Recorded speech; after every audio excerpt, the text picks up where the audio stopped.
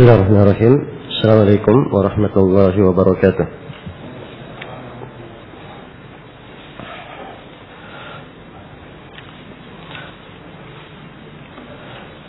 Alhamdulillahi rabbil alamin.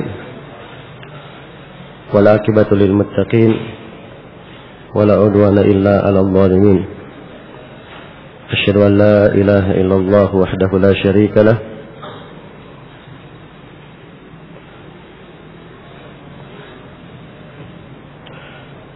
Syahadatan arju biha an-najata yaumiddin.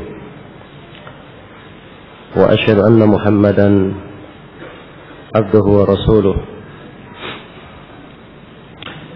Sayyidul anbiya'i wal mursalin sallallahu alaihi wa ala alihi wa ashabihi wa man tabi'ahum bi ihsanin ila yaumiddin, amma ba'd.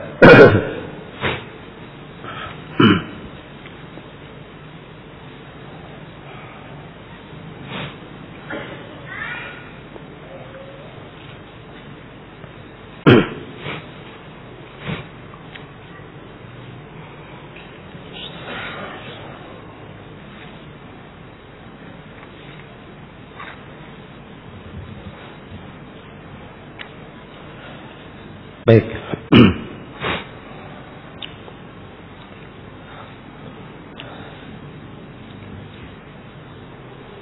Kita memasuki pembahasan berikutnya di halaman 25 tentang keutamaan para khalifah Rasulullah sallallahu alaihi wasallam. Iya. Al-Khulafa Ar-Rasyidin. Kata beliau rahimahullahu ta'ala, wa afdalu hadhihi al-ummati ba'da nabiyyiha Abu Bakrin thumma Umaru thumma Utsman. Sebaik-baik umat ini setelah nabinya adalah Abu Bakar, kemudian Umar, selanjutnya Utsman. Baik, saya poinkan 4 pembahasan. Yang pertama, urutan terbaik di tengah umat Islam dalam kekhalifaan dan keutamaan. Sini penulis memberikan urutan umum untuk 3 khalifah. Sebab beliau melihat ke sudut sisi keutamaan dari sisi khilafah. Dan para ulama ketika berbicara tentang membandingkan siapa yang paling utama, mereka melihatnya dari 2 sudut. Sudut yang pertama dari sudut khilafah, dan sudut yang kedua dari sudut keutamaan. Iya. Dari sudut khilafah tidak ada silang pendapat kalangan ahli sunnah bahwa yang paling berhak untuk dikatakan yang paling afdal adalah Abu Bakar As-Siddiq radhiyallahu anhu, kemudian Umar ibn al-Khattab radhiyallahu anhu, kemudian Utsman ibn Affan radhiyallahu anhu, kemudian Ali bin Abi Thalib radhiyallahu anhu. Ini urutan untuk Khulafa Ar-Rasyidin. Dan di dalam masalah urutan ini tidak ada silang pendapat di kalangan ulama. Urutan dari sisi khilafah, dan ahli sunnah tidak memperselisihkannya. Karena itu kalau ada yang mengatakan bahwa Ali lebih utama daripada Utsman dari sisi khilafah, itu dianggap dhalun mudil. Dia sesat, menyesatkan. Iya. Karena ini menyelisih kesepakatan para ulama dan menyelisih kesepakatan para sahabat. Sebab itu urutan yang dipilih dan disepakati oleh sahabat. Setelah Rasulullah meninggal di bawah Saqifah, mereka bersepakat memilih Abu Bakar. Setelah Abu Bakar meninggal, Abu Bakar melimpahkan kekuasaan kepada Umar bin Khattab dan disepakati oleh para sahabat, tidak ada silang pendapat. Kemudian Umar menyerahkan urusan khilafah pada 6 orang ahli syura, dan dari 6 ahli syura ini mereka memilih Utsman bin Affan dan tidak ada silang pendapat, termasuk Ali bin Abi Thalib membaiat Utsman bin Affan. Setelah itu mereka tidak ada silang pendapat memilih Ali bin Abi Thalib, termasuk Muawiyah radhiyallahu anhu. Beliau mengakui khilafah Ali bin Abi Thalib dan tidak keluar terhadap Ali. Hanya saja ada takwil dari sisi beliau menuntut darah Utsman, keluarganya, sehingga terjadilah apa yang terjadi di dalam sejarah, beberapa hal antara Ali bin Abi Thalib dan Muawiyah radhiyallahu anhuma. Iya. Jelas ya? Nah ini di kalangan ahli sunnah, Utsman kemudian Ali. Siapa yang menyelisihinya dari sisi khilafah itu masalah besar. Apalagi kalau dikatakan Ali lebih utama dari Abu Bakar dan Umar, ini lebih sesat lagi. Di dalam apa? Di dalam timbangan hadits-hadits Rasulullah SAW dan kesepakatan ulama. Iya. Tapi dari sisi keutamaan memang ada keringanan dalam masalah keutamaan Utsman kemudian Ali. Adapun Abu Bakar kemudian Umar kemudian Utsman, Abu Bakar dan Umar yang dahulu dari sisi keutamaan itu juga tidak silang pendapat. Tapi Utsman kemudian Ali ini pendapat jumhurul ulama atau jumhur sahabat, jumhur generasi awal di masa dahulu. Ada silang pendapat sedikit tentang siapa yang lebih utama. Dan setelah itu mereka bersepakat bahwa Utsman lebih utama daripada apa? Daripada siapa? Daripada Ali radhiyallahu anhum ajma'in. Iya. Baik. Jadi ini global terkait dengan masalah urutan keutamaan. Jadi dilihat ya urutan Khulafa ar-Rasyidin itu dilihat dari 2 sudut. Dari sudut keutamaan dan dari sudut apa? Khilafah. Baik. Kemudian pembahasan yang kedua, keutamaan Abu Bakar. Ya. Abdullah bin Quhafa, Abu Bakar Siddiq radhiyallahu anhu. Ya, sepakat para ulama bahwa beliau adalah yang paling utama di tengah umat ini. Berdasarkan banyak hadis dari Rasulullah sallallahu alaihi wasallam. Rasulullah selalu berkata, selalu disebut di masa beliau datang Rasulullah, Abu Bakar dan Umar. Berkata Rasulullah, Abu Bakar dan Umar. Rasulullah, Abu Bakar dan Umar. Itu hal yang sudah berjalan di tengah sahabat di masa Nabi sallallahu alaihi wasallam. Dan Nabi mengisyaratkan khilafah. Tidak ada tasrih, tapi mengisyaratkan. Ketika beliau sakit, beliau memerintah Abu Bakar menggantikannya. Ketika ada perempuan yang belum menyelesaikan keperluannya kepada Rasulullah dan dia tanya, kalau saya datang lagi, saya temukan engkau sudah meninggal, siapa yang saya datangi? Maka Nabi berkata, kamu datangi Abu Bakar. Ya. Dan beliau memerintah untuk menutup semua jendela di masjid kecuali jendela Abu Bakar radhiyallahu anhu. Dan banyak lagi dari keutamaan Abu Bakar. Setelahnya adalah Umar bin Khattab radhiyallahu anhu, khalifah yang kedua. Iya. Yang diberi kelebihan dalam ilmu. Rasulullah pernah melihatnya. Melihat manusia berjalan memakai baju.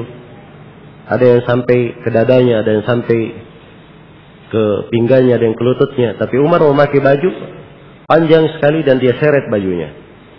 Ketika ditakwil tentang hal tersebut, beliau katakan itu agama. Agamanya yang sangat panjang dan luas. Dan beliau pernah melihat dirinya minum susu sampai beliau puas minumnya dan terlihat kepuasan di jari jemarinya. Kemudian lebihnya diberikan kepada Umar.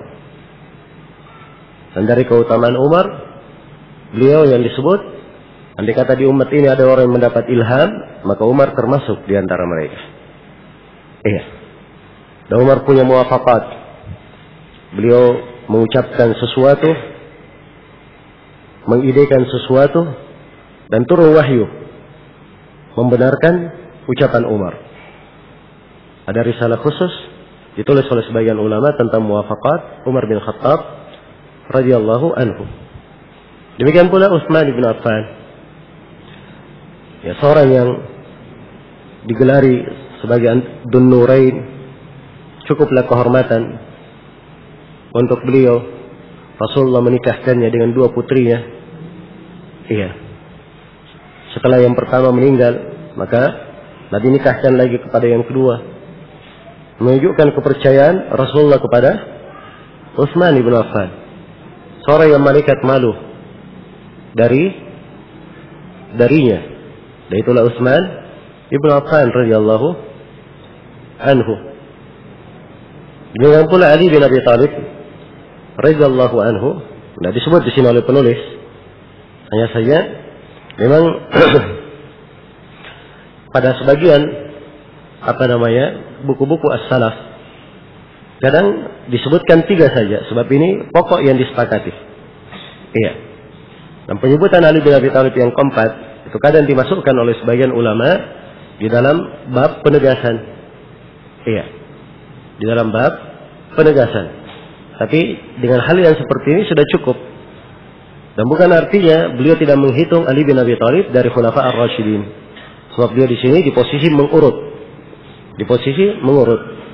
Iya. Ali bin Abi Thalib memiliki keutamaan yang sangat banyak. Radhiyallahu anhu. Iya. Di mana Rasulullah berkata, engkau dariku dan saya adalah darimu. Dan beliau berkata, engkau kedudukanmu kepada saya seperti kedudukan Harun kepada Nabi Musa. Hanya saja tidak ada nabi setelahku. Iya. Dan banyak lagi dari keutamaan beliau. Nah, kalau kita lihat di buku-buku yang menjelaskan keutamaan sahabat, iya, anggaplah kita lihat di Musnad Imam Ahmad. Beliau mengurut dari hadits masanid 10 orang sahabat yang dijamin masuk surga, mulai dari Abu Bakar, Umar, Utsman dan Ali. Ali bin Abi Thalib lebih banyak hadits-haditsnya. Dan demikian pula di kitab Fadailus Sahabah tentang keutamaan sahabat, hadits-hadits yang ditulis tentang keutamaan Ali itu lebih banyak daripada keutamaan 3 khulafa. Iya, 3 khulafa. Dan ini menunjukkan perhatian ahli sunnah dan perhatian mereka di dalam menukil hadits-hadits tentang keutamaan Ali, bantahan terhadap kaum Syiah Rafidhah dan orang-orang Nawasib yang memusuhi Ahlul Bait. Kaum Syiah di mana mereka berlebihan terhadap Ali dan menuduh ahli sunnah Nawasib, maka ahli sunnah juga tahu keutamaan Ali bin Abi Thalib. Hanya saja mereka tidak berlebihan. Dan Imam An-Nasai punya satu risalah khusus tentang keutamaan Ali bin Abi Thalib. Iya. Dan itu masuk di dalam bagian kitabnya As-Sunanul Kubra. Tapi dia masuk juga dalam buku tersendiri, dicetak dalam buku tersendiri. Radhiyallahu ajma'in. Ini tentang Khulafa ar-Rasyidin. Setelah itu beliau berpindah menjelaskan kewajiban terhadap seluruh sahabat Rasulullah sallallahu alaihi wasallam. Kata beliau, wal kaffu an masawi ashabi Muhammadin sallallahu alaihi wasallam wa la nadhkuru ahadan minhum bisu' wa la nantaqisu ahadan minhum.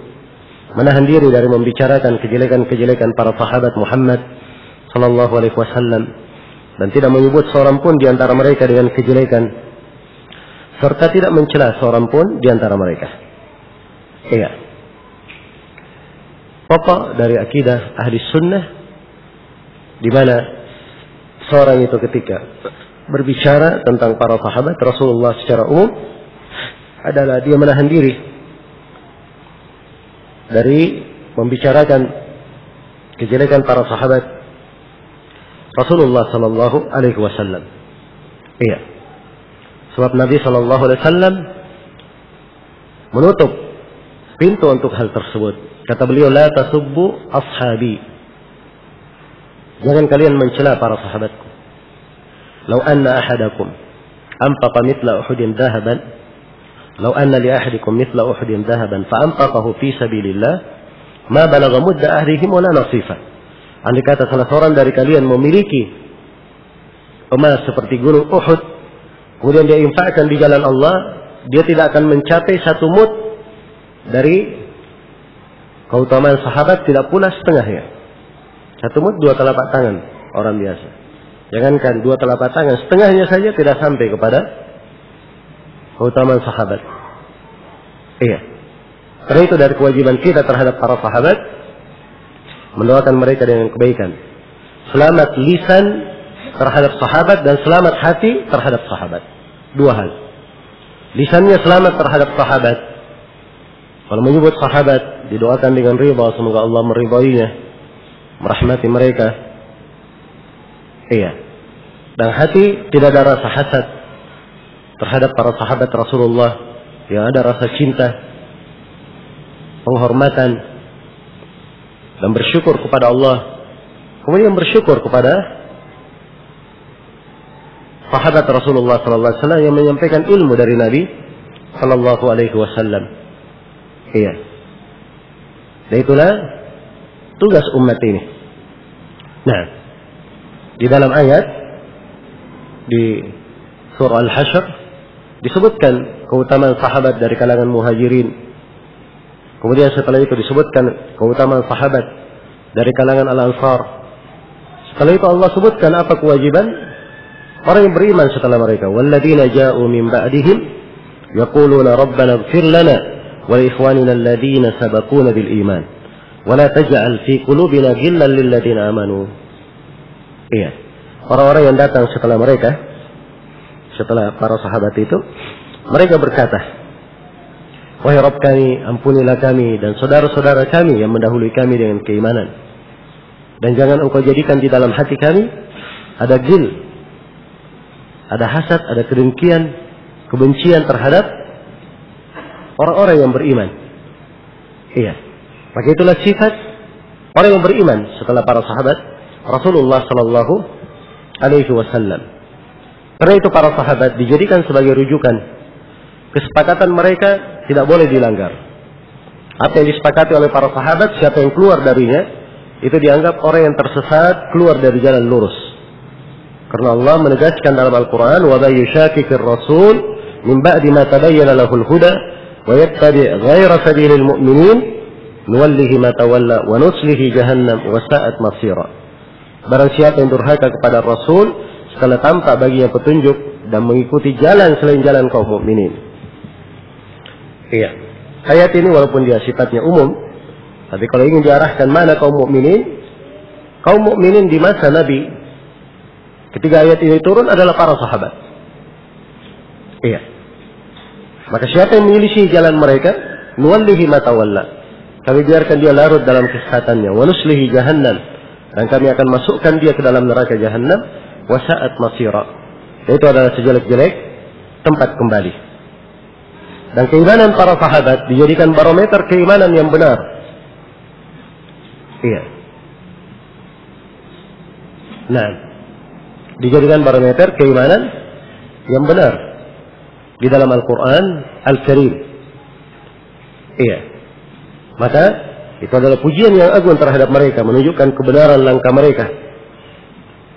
Dan apa yang datang dari mereka wajib diterima, mengikuti jalan mereka.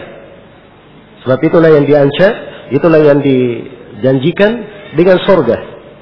Was-sabiquna al-awwaluna minal muhajirin wal ansar walladzina ittaba'uuhum bi ihsan radhiyallahu anhum wa radu an wa a'adda lahum jannatin tajri tahtaha al-anharu khalidina fiha abada. Dzalikal fawzul 'azim.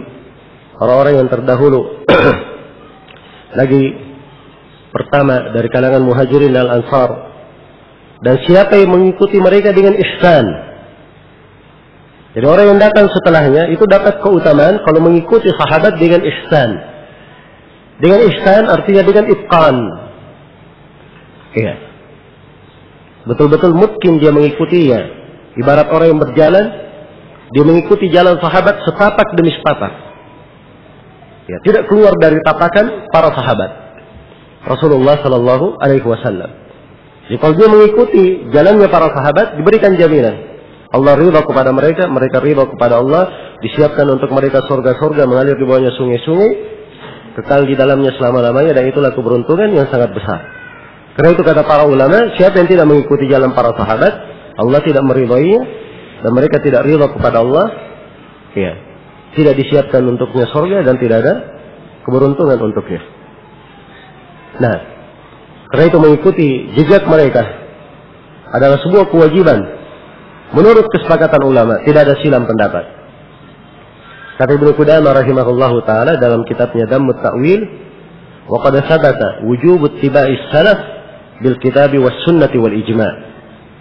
Kata beliau telah tetap kewajiban mengikuti jalan salaf berdasarkan dalil dari Al-Qur'an dan dari sunnah dan menurut kesepakatan ulama.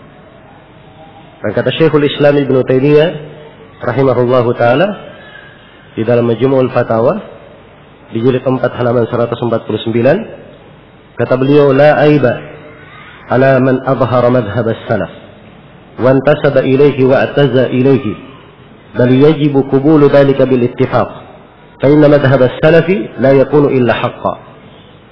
Kata beliau, tidak ada aib bagi orang yang menampakkan madhab salaf, bernisbat kepadanya dan mengacu kepadanya, bahkan wajib menerima hal tersebut menurut kesepakatan ulama. Karena madhab salaf itu tiada lain kecuali kebenaran. Ya, inilah sudutnya, intinya kenapa dimasukkan di pembahasan akidah. Tentang masalah mengikuti kedudukan para sahabat dan para salaf. Siapa yang keluar dari jalan mereka, itu dianggap sebagai pintu kesesatan. Sebagai pintu kesesatan. Maka terhadap sahabat Nabi kita wajib menahan diri. Iya. Wajib menahan diri. Berikutnya tidak boleh menyebut sahabat dengan kejelekan. Wala nadhkuru ahadan minhum bisu'. Iya. Tidak boleh menyebut dengan su'. Demikian pula tidak boleh mencelahnya. Keharaman mencela sahabat Rasulullah di pembahasan yang ketiga. Wala nantakisu ahadan minhum. Dan kami tidak mencela seorang pun di antara mereka. Iya. Baik. Karena sahabat itu apabila dia jatuh dalam kesalahan, maka kesalahannya ada dua kemungkinan. Iya. Ada dua kemungkinan. Kemungkinan yang pertama, dia melakukannya dalam keadaan berijtihad.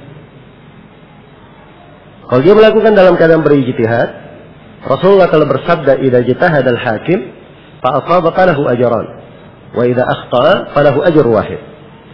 Apabila seorang hakim berijtihad, kemudian dia benar, dapat 2 pahala. Dia berijtihad, kemudian salah, dapat 1 pahala. Dan kalau sahabat jatuh dalam kesalahan selain ijtihad, maka kesalahan itu sudah digugurkan. Ya, digugurkan oleh banyak hal. Yang pertama, kedahuluan mereka masuk di dalam Islam.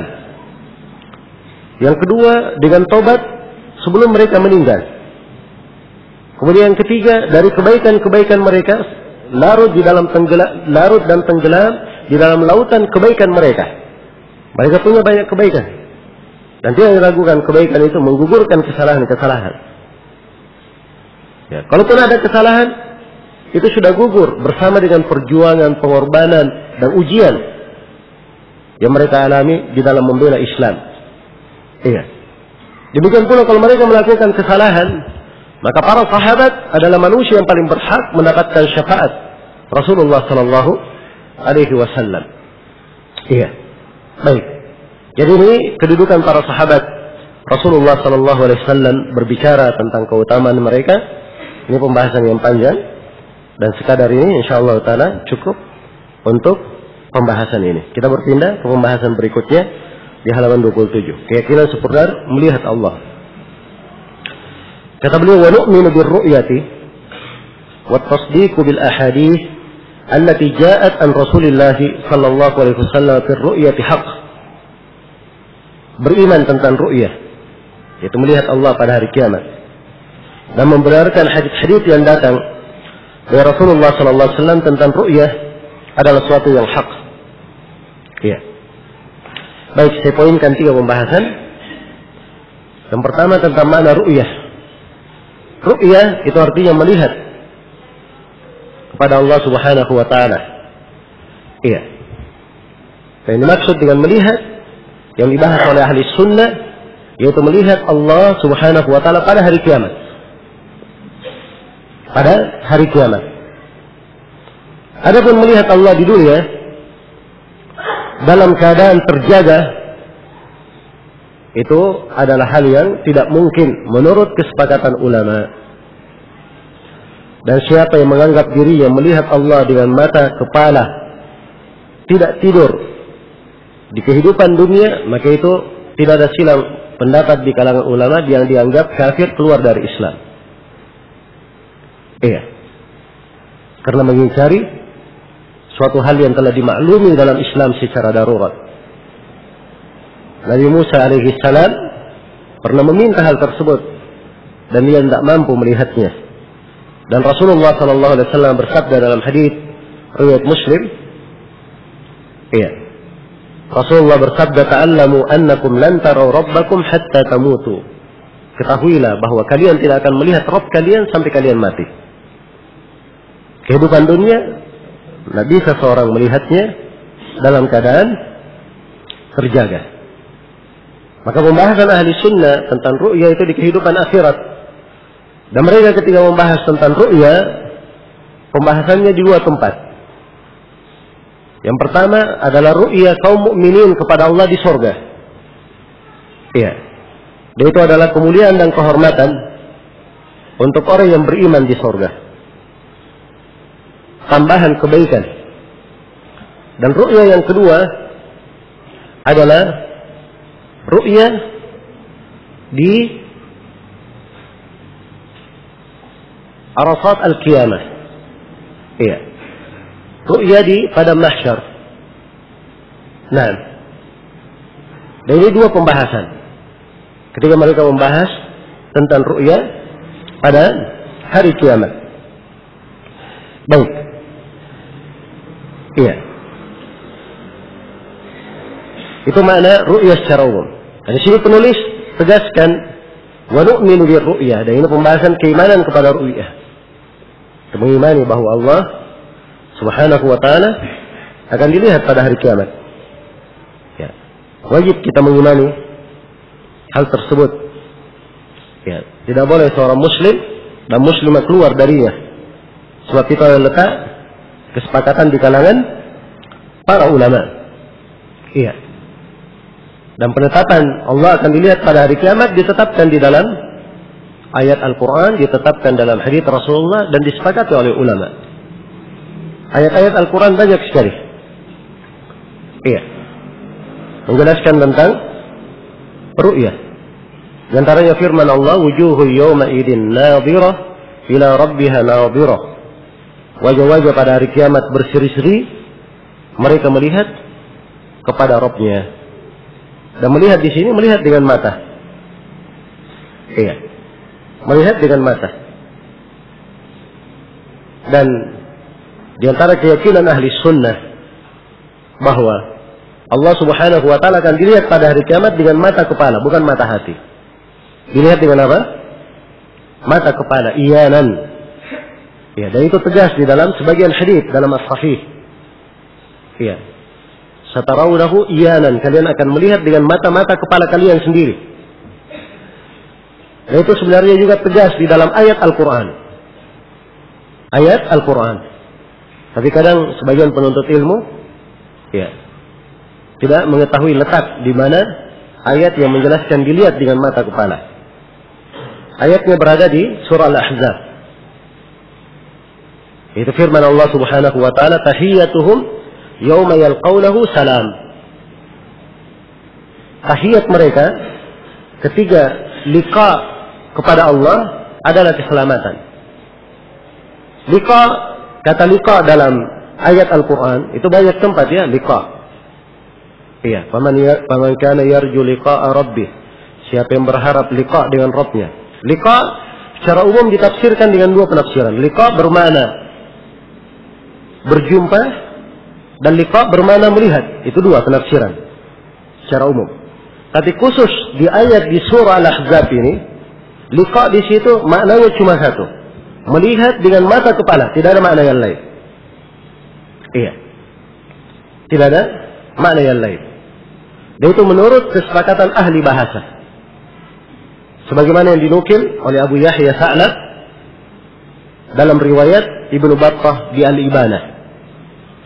Beliau menukil kesepakatan para ulama bahasa bahwa makna tahiyatuhum yawma yalqawnahu di dalam ayat itu yaitu melihat iyanan dengan mata kepala bi absarihim. Iya. Jelas ya? Karena rahasianya dalam bahasa, kalau kata liqa berjumpa dengan kata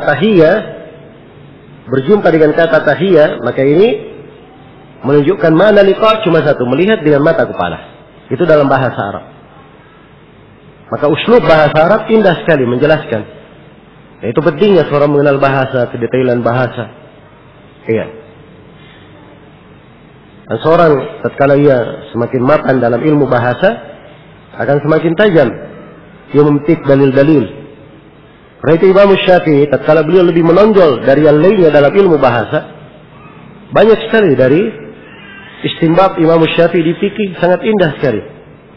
Kalau kita baca di kitabnya Al-Um. Jelas ya? Beliau punya keistimewaan dari sisi itu. Iya. Maka perlu seorang memperdalam sisi ini dan melihat bagaimana ucapan para a'immah di dalam masalah. Kemudian di antara ayat juga saya akan bawakan, saya pilih ayat-ayat yang terdapat makna khusus di pembahasan ru'ya ini. Di antara ayat yang menetapkan bahwa Allah akan dilihat adalah firman Allah, la tudrikuhul absar wa huwa yudrikul absar wa huwa al-latiful khabir. Allah itu tidak bisa dilingkup dengan pandangan mata. Dialah Allah yang melingkup seluruh pandangan mata. Iya.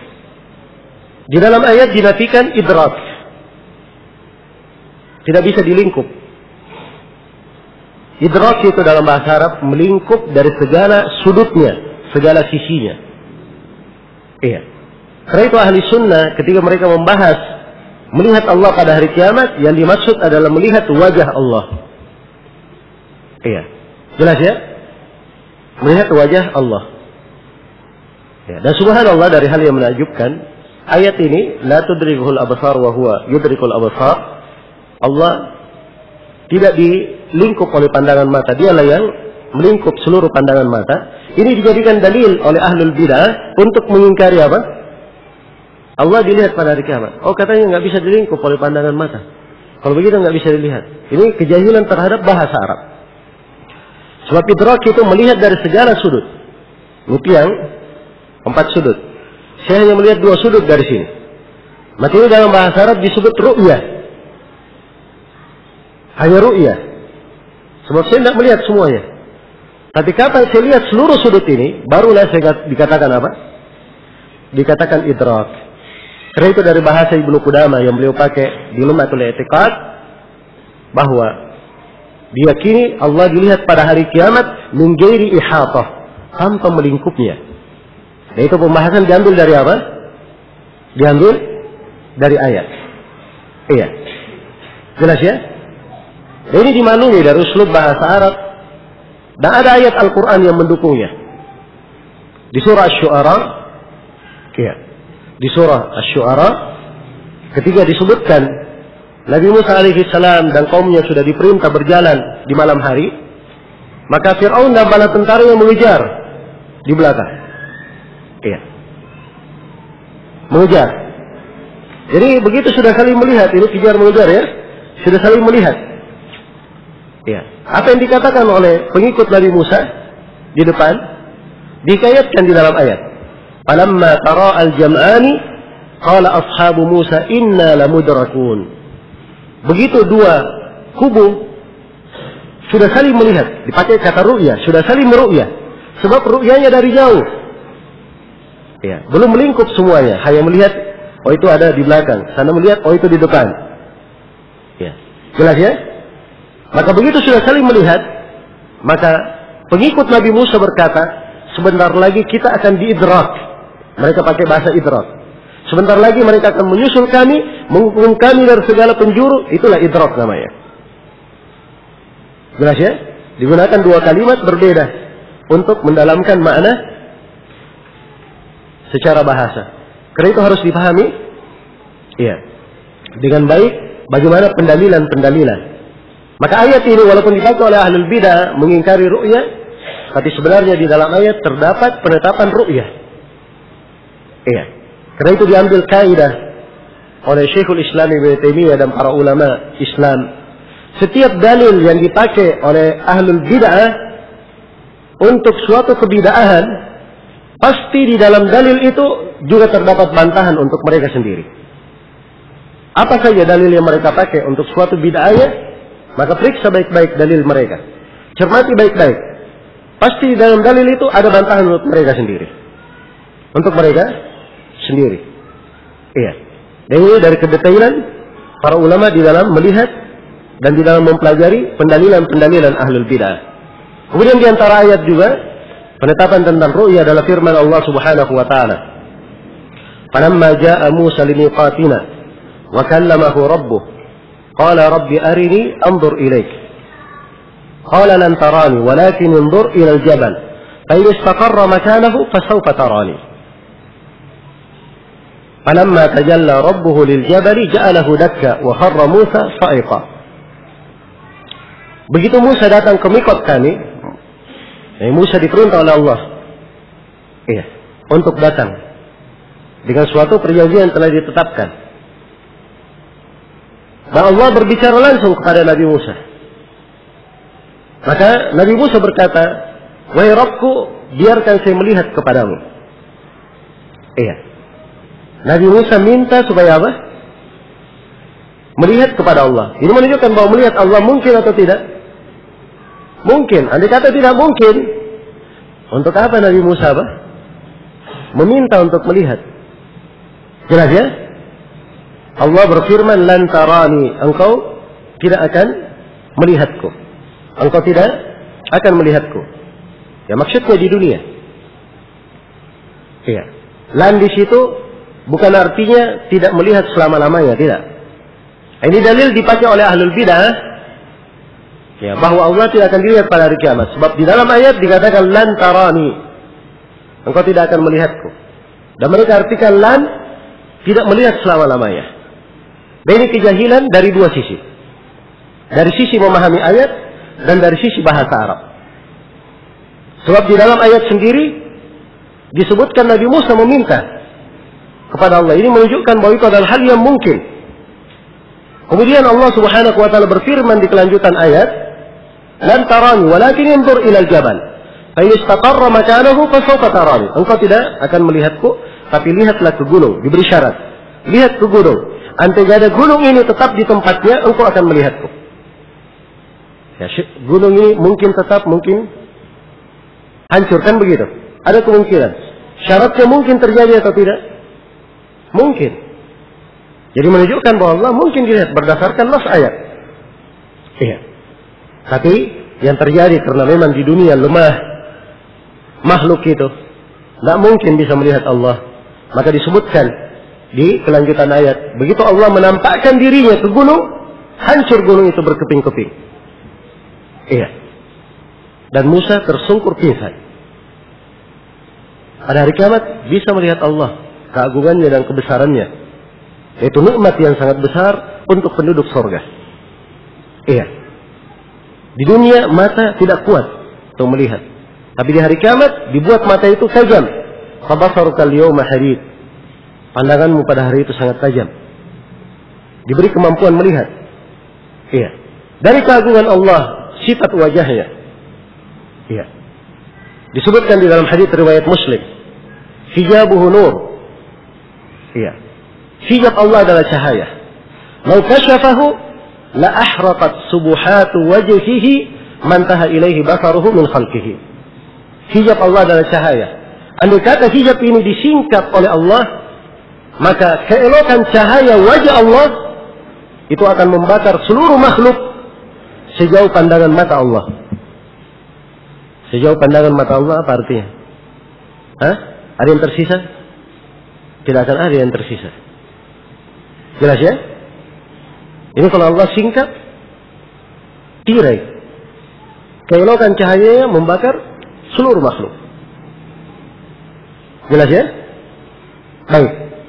Nah, maka di dalam ayat terdapat penjelasan bahwa ru'ya itu adalah hal yang mungkin, hanya di kehidupan dunia itu tidak mungkin melihat dengan mata kepala. Kemudian kejahilan ahlul bidah dari sisi kedua dalam hal bahasa. Mereka mengatakan bahwa lan bermakna nanti selama-lamanya. Dan ini hati-hati ya kalau belajar bahasa Arab. Kadang di sebagian buku-buku bahasa juga dikatakan begitu. Lan itu bedanya lan ya dengan la, walaupun sama-sama nafiat, tapi lan penafian selama-lamanya. Itu keliru ya. Lan bukan penafian selama-lamanya. Penafian jangka lama, penafian lebih berat, begitu dibahasakan. Adapun selama-lamanya itu pendapat lemah dalam ilmu bahasa. Sebagaimana yang dikatakan oleh Ibnu Malik di dalam Al-Kafiyah, kata beliau, "Waman yara an-nafya bilan mu'abbada fa qawluhu hurdud wa siwahu duda." Kata beliau, siapa yang berpendapat bahwa menafikan dengan lan bermakna penafian selama-lamanya, maka itu ucapan hendaknya kamu tolak. Pendapat yang lain itu yang kamu kuatkan, yaitu pendapat bahwa tidak bermakna nafi selama-lamanya. Ini di kalangan ahli bahasa, sebagaimana dinukil oleh imam pakar bahasa Ibnu Malik rahimahullahu taala dalam Al-Kafiyah. Jelas ya? Baik. Jadi ini secara global, ya, pembahasan tentang melihat Allah Subhanahu wa taala pada hari kiamat. Dan ingat, ahli sunnah ketika membahas tentang sifat, tentang ru'ya ini, melihat Allah Subhanahu wa taala selalu diulangi di pembahasan akidah. Ini memang penanaman keimanan. Ketika seorang membahasnya, ya, dia berdoa kepada Allah, ya, supaya melihat Allah pada hari kiamat. Karena itu diantara doa yang diajarkan oleh Nabi, wa as'aluka liddatan nazar ila wajhika. Ya Allah, saya memohon kepadamu kelezatan memandang kepada wajahmu. Wa syauqa ila liqa'ik, dan kerinduan berjumpa denganmu. Kerinduan berjumpa denganmu.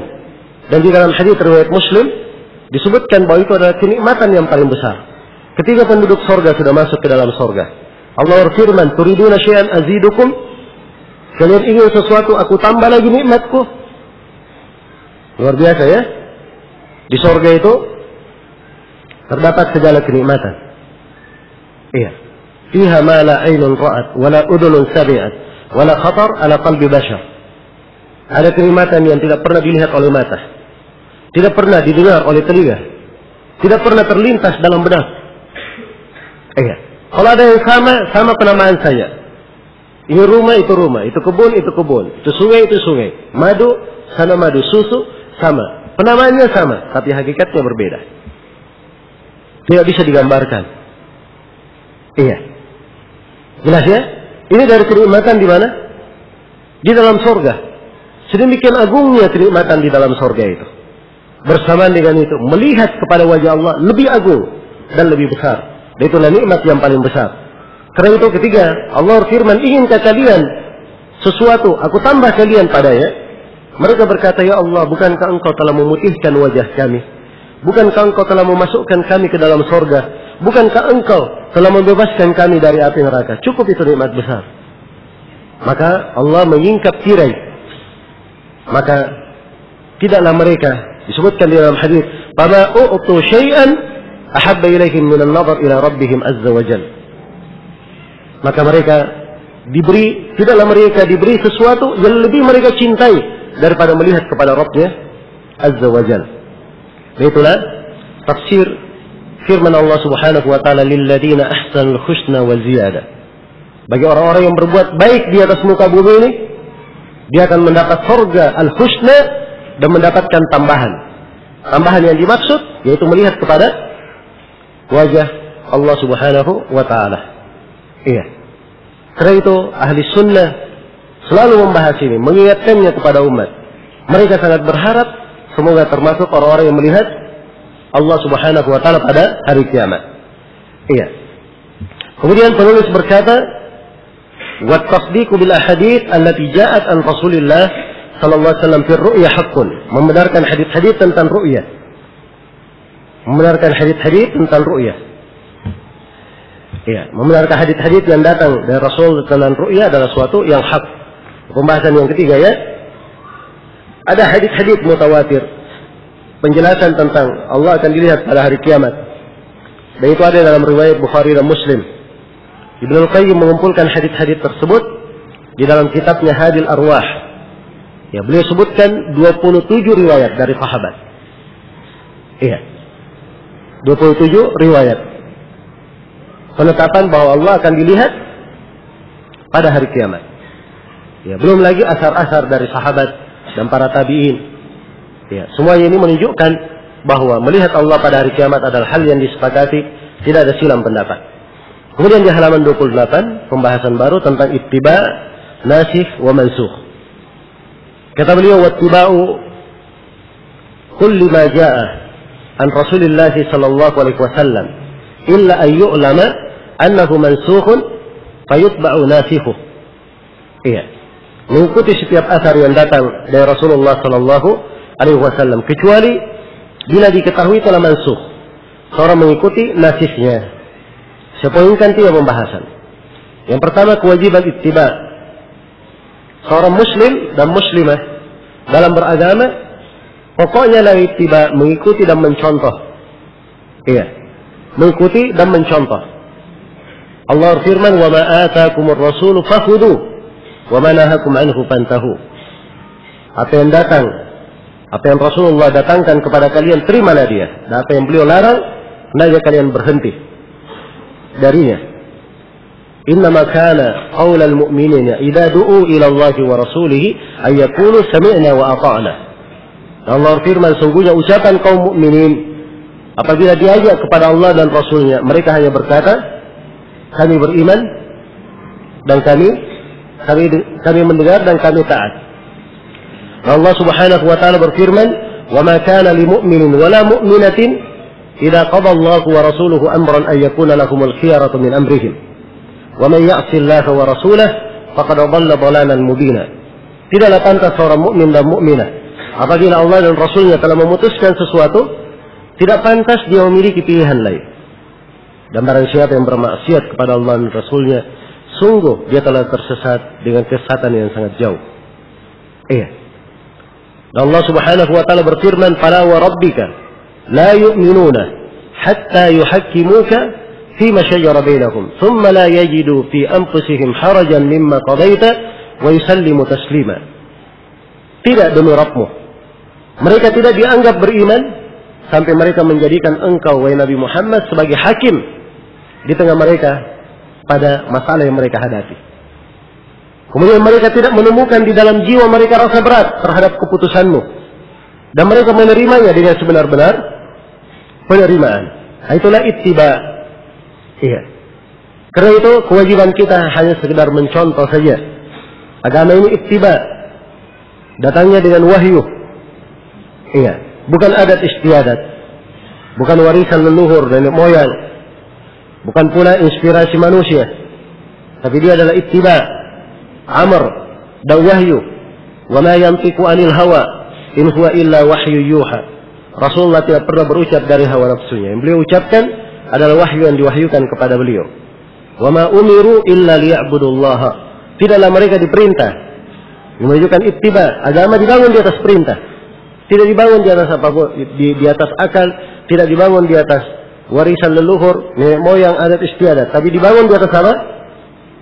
Dibangun di atas perintah. Karena itu kata sejumlah sahabat, ittabi'u wa la tabtadi'u faqad kufitum. Hendaknya kalian ittiba, mengikuti dan mencontoh, jangan kalian berbuat bid'ah. Maka telah dicukupi untuk kalian. Telah dicukupi untuk kalian. Iya. Itu dari rahmat Allah dan keistimewaan untuk umat ini. Mereka sekedar ittiba, mencontoh, maka sudah cukup segala perkara ya. Iya. Andai kata setiap manusia, setiap orang yang masuk Islam disuruh mencari jalannya masing-masing, maka akan memberatkan mereka. Akan terjadi perselisihan pendapat yang banyak. Tapi rahmat Allah, jalan itu sudah diterangkan lengkap. Jalan sangat jelas. Kewajiban kita hanya mengikuti. Agama sudah sempurna, tidak ada kekurangannya. Iya. Itulah ittiba yang merupakan kewajiban. mengikuti setiap asar yang datang dari Rasulullah sallallahu alaihi wasallam. Kecuali ini pembahasan yang kedua mengenal nasikh dan mansukh. Kecuali kalau diketahui dia telah mansukh, maka diikuti yang nasikhnya. Iya. Dari ayat-ayat Al-Quran ada yang mansukh, terhapus hukumnya. Demikian pula dari hadis-hadis Rasulullah sallallahu alaihi wasallam. Iya. Dari ayat Al-Quran ada yang terhapus hukumnya, ada yang terhapus dari sisi bacaan tapi tetap hukumnya. Dari yang terhapus bacaan dan hukumnya. Bacaan dan hukumnya. Ini pembagian-pembagian dalam ilmu nasikh. Ya, dan mansukh. Nah, berapa jumlah ayat yang dibahas dalam nasikh dan mansukh? As-Suyuti menyebutkan sekitar 25 ayat. Walaupun ada silang pendapat dalam hitungan ayatnya apakah benar dia mansukh atau tidak. Jelasnya? Ala kulli hal itu sekitar 25. Dan ini sebenarnya ada pembahasan ilmu tersendiri di ulumul Quran. Dan juga ada pembahasan di ilmu usul fikih terkait dengan nasikh dan mansukh. Iya. Hanya saja diingatkan di sini oleh penulis. Nah, dan kaidahnya kalau ada yang nasikh dan ada yang mansukh. Nasikh itu adalah penjelasan tentang suatu hukum yang baru. Mansukh itu hukum yang sudah lama. Terhapus hukumnya. Telah turun hukum baru. Jelas ya? Baik. Dulunya iya. Dulunya di dalam ketentuan agama kita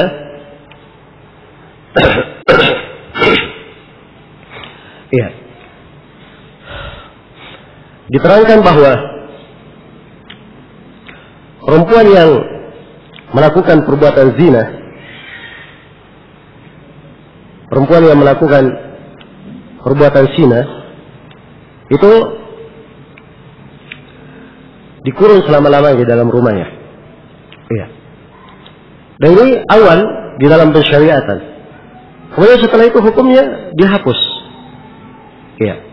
Hukumnya dihapus. Ayatnya mansukh. Wallati ya'tina al-fahishata min nisa'ikum fastashhidu 'alayhinna arba'atan minkum. Fa in shahidu fa'amsikuhunna fil buyuti hatta yatawaffahunna al-maut aw yaj'ala Allahu lahunna sabila. Orang yang mendatangi perempuan-perempuan yang mendatangi kekejian, maksudnya perbuatan zina, persaksikan 4 saksi. Kalau mereka mempersaksikan, maka tahanlah mereka di rumah sampai dijemput oleh kematian, dikurung rumah sampai mati, tidak boleh keluar.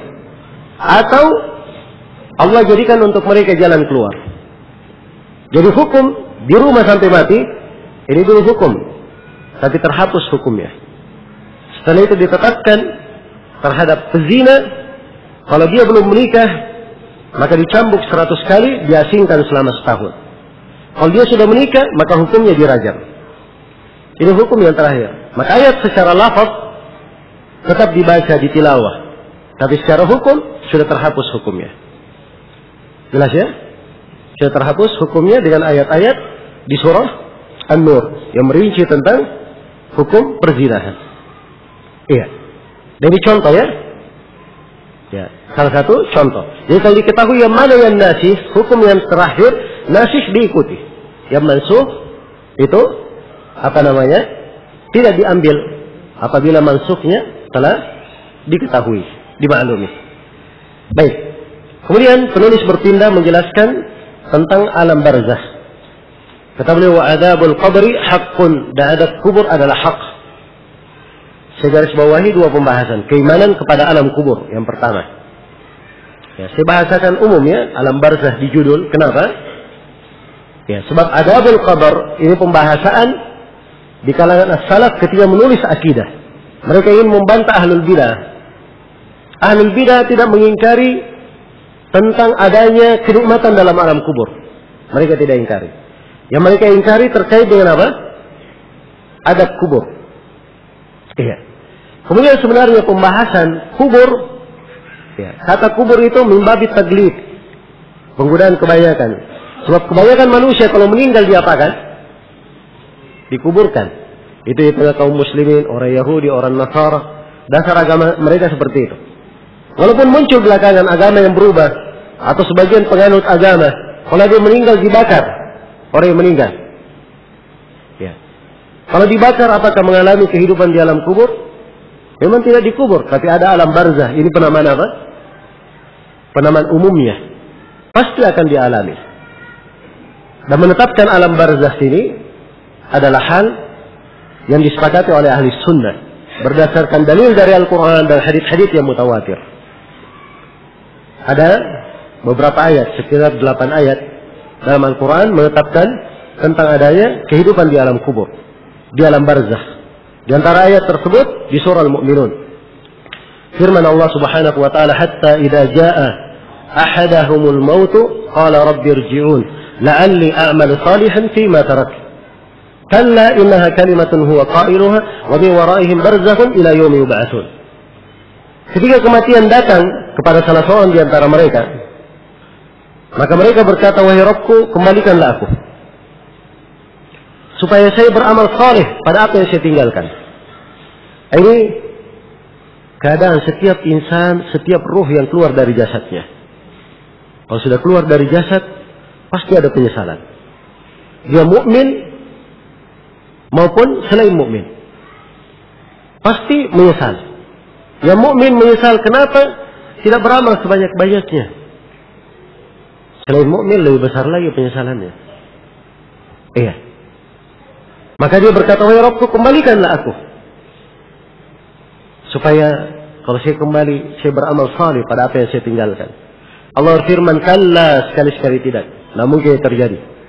Innaha kalimatun huwa qailuha. Itu kalimat yang hanya mereka ucapkan. Wa min waraihim barzakhun. Di belakang mereka ada kehidupan barzakh. Inilah alam barzakh namanya. Ingat, ruh sudah keluar. Berarti alam barzakh ini di mana? Di dunia atau setelahnya? Setelahnya ruh sudah keluar. Alam barzakh di mana? Apakah hari kiamat? Kiamat lain lagi. Sebab dikatakan di belakang mereka alam barzakh hingga hari kebangkitan. Jadi hari kebangkitan lain lagi. Inilah alam barzakh. Terkait dengan apa? Alam kubur. Iya. Jadi dia dihabiskan pun menjadi debu, tetap ada alam barzakh. Iya. Akan ditanya oleh para malaikat, Munkar dan Nakir. Iya. Tidak ada yang lepas dari alam barzakh ini. Jelas ya? Ayat yang kedua di surah Ghafir tentang kisah pengikut Fir'aun. An-naru yu'raduna 'alaiha guduwan wa ashiya wa yawma taqumu as-sa'ah adkhilu ala fir'auna ashadda al-'adab. Neraka ditampakkan kepada pengikut Fir'aun pagi dan petang. Ya.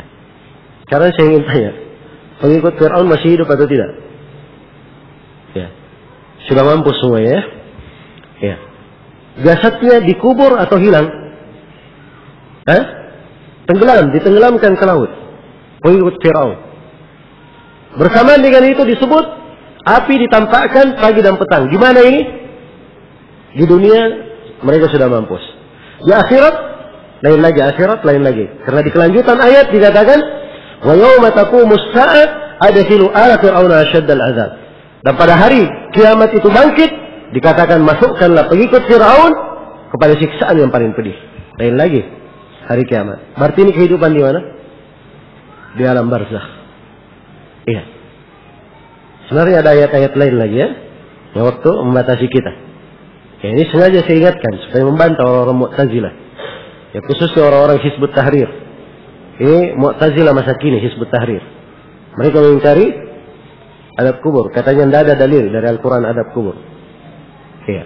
Kemudian haditsnya tentang adab kubur itu hadits ahad katanya, bukan hadits mutawatir. Ya, dan ini jahlun murakkab. Ya, kejahilan yang berlapis-lapis. Kuadrat pangkat 3 paling kurang.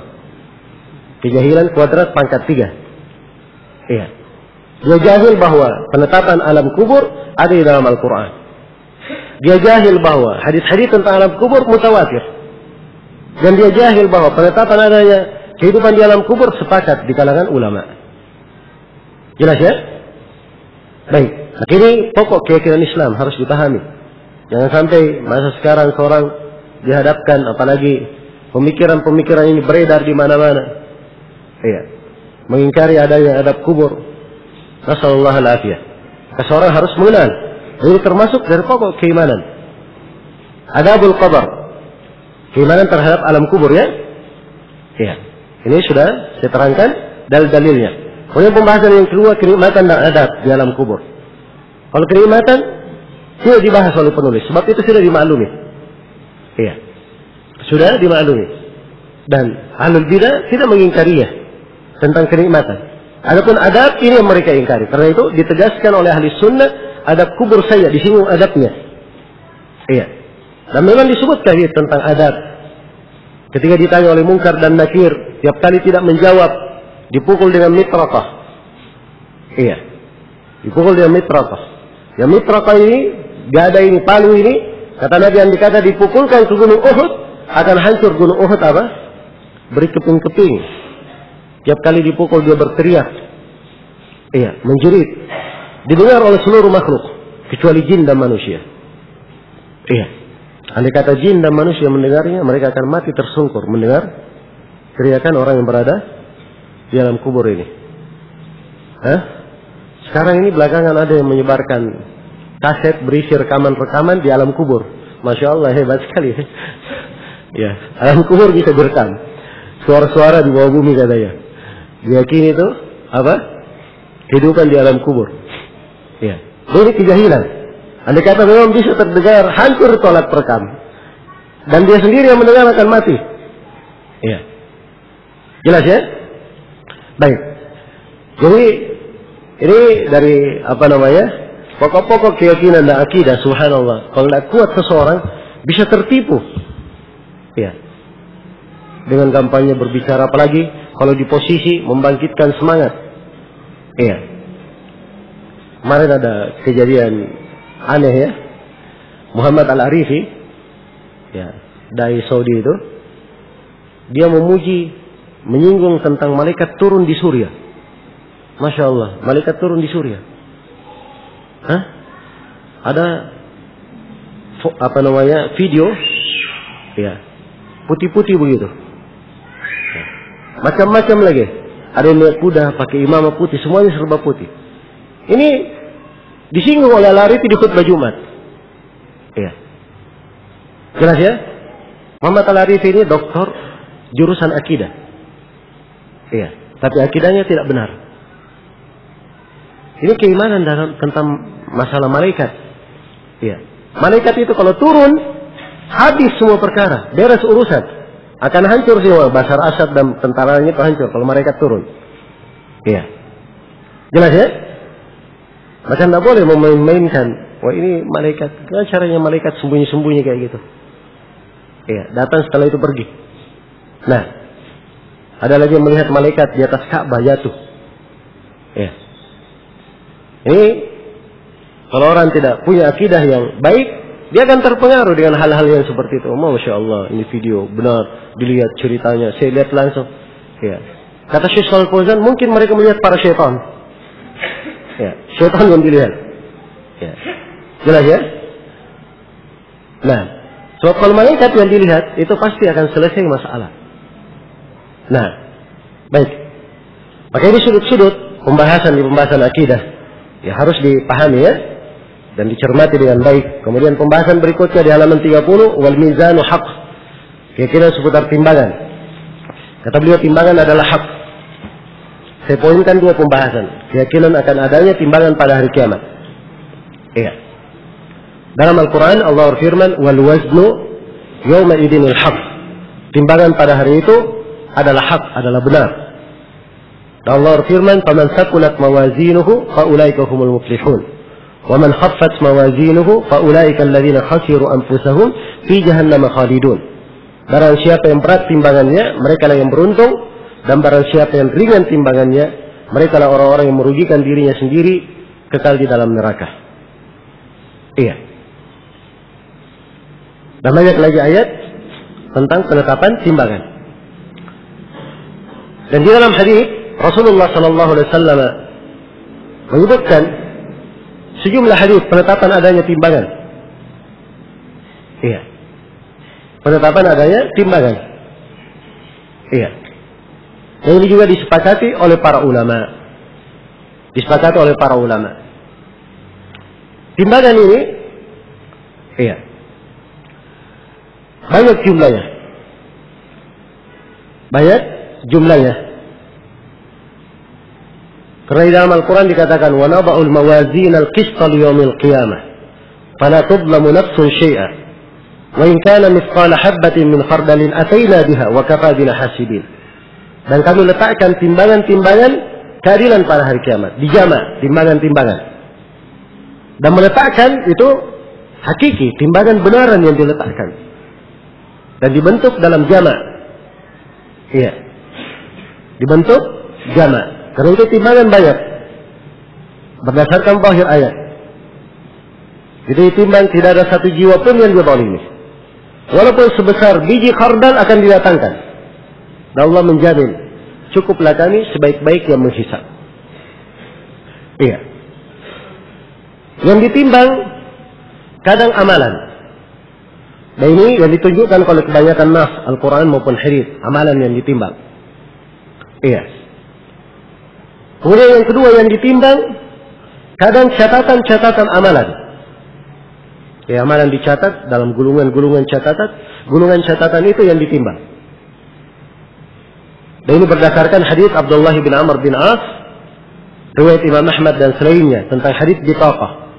Yu'ta bi rajulin saminin, yu'ta bi rajulin yaumal qiyamah ala ru'usil khalaiq. Didatangkan seorang lelaki pada hari kiamat dipersaksikan oleh segenap makhluk. Semuanya mempersaksikannya. Maka dihamparkan untuknya 99 gulungan dosanya. Catatan dosanya. Setiap gulungan catatan dosa ini jauhnya sejauh mata memandang. Ya, bisa dibayangkan betapa banyak dosa orang ini. Ditanya satu persatu, benarkah kamu melakukan ini? Diperiksa semua. Ini art namanya. Iya. Dia berkata, benar wahai Rabbku. Apakah ada malaikat membolimi kamu? Tidak ada, semuanya benar. Ya, waktu itu Masya Allah, semua orang hebat ya. Hafalannya kuat.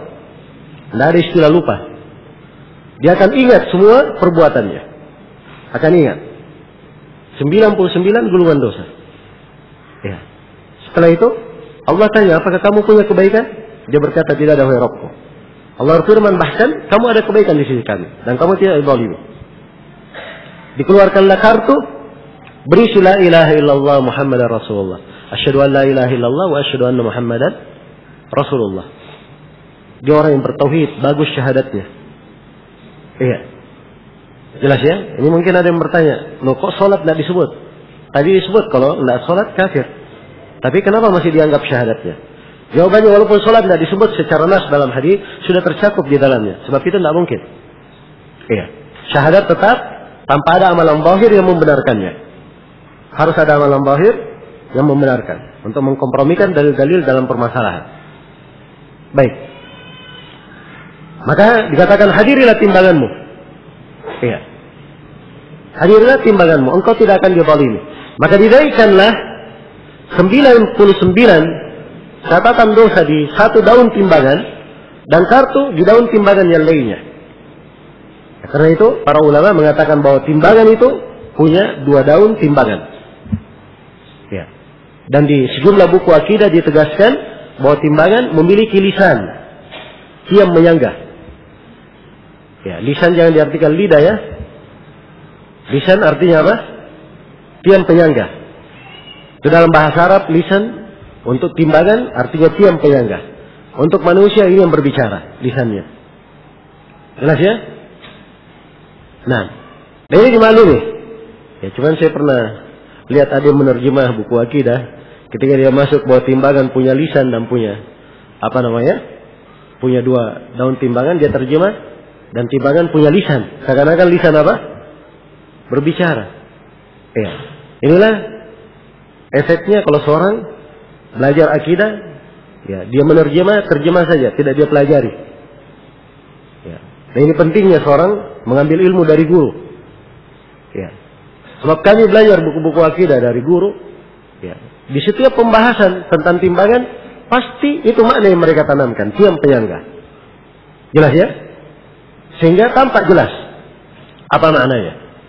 Nah, maka begitu diletakkan 99 gulungan dosa di satu daun timbangan dan satu kartu di daun timbangan yang lainnya, tiba-tiba 99 gulungan dosa ini melesat ke atas. Dan satu kartu lebih apa? Lebih berat. Ya. Ini keutamaan belajar tauhid. Keutamaan belajar akidah. Ini salah satu keutamaannya. Akidah itu pahala yang paling berat di timbangan. Karena itu orang yang meremehkan pembahasan akidah, ini dia rugikan dirinya sendiri.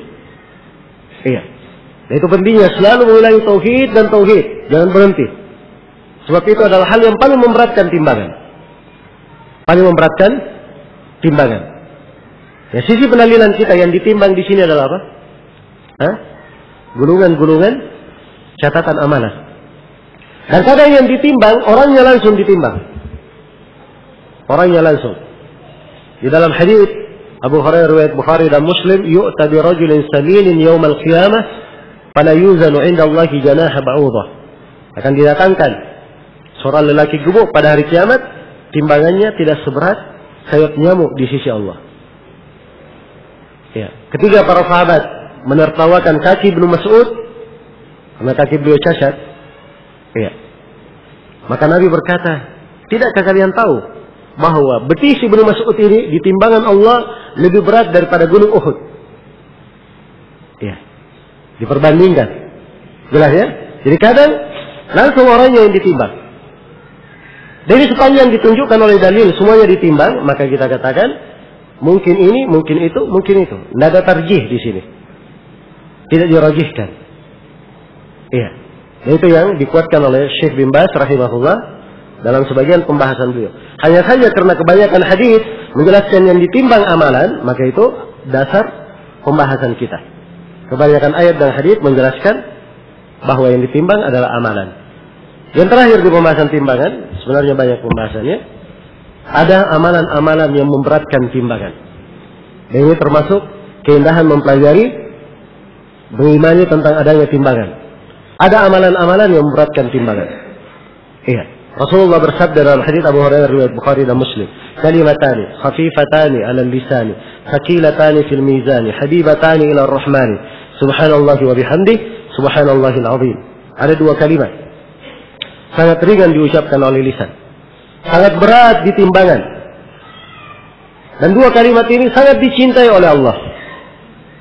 Yaitu kalimat subhanallahi wa bihamdi, subhanallahi al-azim. Ini dua kalimat kalau selalu dibaca itu memberatkan timbangan. Hadis lain tentang memberatkan timbangan, hadis riwayat Muslim. Iya. Rasulullah sallallahu alaihi wasallam bersabda, "At-tahuru syatrul iman, walhamdulillahi tamla'ul mizan, wa subhanallahi walhamdulillah tamla'ani atau tamla'u ma bainas samawati wal ardh." Bersuci adalah seperdua dari keimanan. Kalimat alhamdulillah pahalanya memenuhi timbangan. Satu kalimat alhamdulillah memenuhi timbangan. Dan kalimat apa?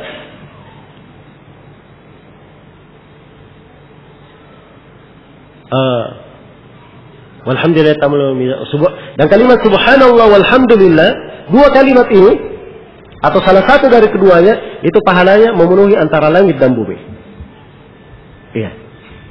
Ini dari amalan-amalan yang memberatkan timbangan. Ya, dan ada hadis-hadis lain ya dalam pembahasan memberatkan timbangan. Iya. Baik. Dan itu perlu kita cermati. Dan itu termasuk keindahannya dalam mempelajari akidah. Iya. Termasuk sebenarnya di pembahasan alam kubur.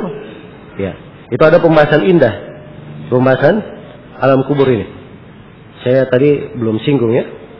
Ada apa namanya? Pembahasan sebab-sebab yang menyelamatkan dari alam kubur, dari siksaan di kubur. Ya. Kalau kita membacanya masuk ke situ, ya. Kadang si guru menjelaskan apa sebab-sebab yang menyelamatkan dari siksaan di alam kubur. Iya. Disebut. Ya saya globalkan aja ya nama-namanya saya nggak sebut dalilnya untuk meringkas waktu. Ya, dari sebab seorang itu diselamatkan dari siksaan di alam kubur adalah dia banyak berdoa, berlindung dari siksaan kubur. Karena itu diajarkan doa-doa. Iya, diajarkan doa-doa untuk hal itu. Doa dibaca di akhir sholat. Iya, dan doa dibaca di tempat yang lainnya. Nah, kemudian diantara hal yang menyelamatkan dari siksaan kubur adalah seorang banyak mengingat kematian. Banyak mengingat kematian. Karena itu Rasulullah SAW mengingatkan hal tersebut. Banyak mengingatkannya. Kemudian diantara hal yang menyelamatkan dari siksaan kubur adalah keimanan dan amalan salih. Ya. Karena itulah pembahasan akidah itu pokok yang menyelamatkan dari siksaan kubur. Kemudian diantara yang menyelamatkan dari siksaan kubur adalah istiqamah. Juga diantara yang menyelamatkan dari siksaan kubur adalah ketakwaan. Dan diantara yang menyelamatkan dari siksaan kubur adalah ribat fi sabilillah. Menjaga di daerah perbatasan yang khawatirkan serangan musuh. Juga diantara amalan yang menyelamatkan dari siksaan kubur, mati syahid. Di antara amalan yang menyelamatkan dari siksaan kubur, dia selalu membaca surah Al-Mulk, beramal dengan kandungannya. Itu ada hadis yang menjelaskannya dan hadisnya sahih. Iya. Baik. Itu beberapa hal ya yang menyelamatkan dari siksaan kubur. Saya tidak detailkan dalil-dalilnya untuk meringkas pembahasan. Kemudian yang kedua, setelah kita pahami adanya timbangan, ya. Telah saya uraikan tadi ya beberapa pembahasan seputar timbangan. Berarti selesai timbangan. Kita pindah ke pembahasan berikutnya. Halaman 31, keyakinan tentang telaga Rasulullah sallallahu alaihi wasallam.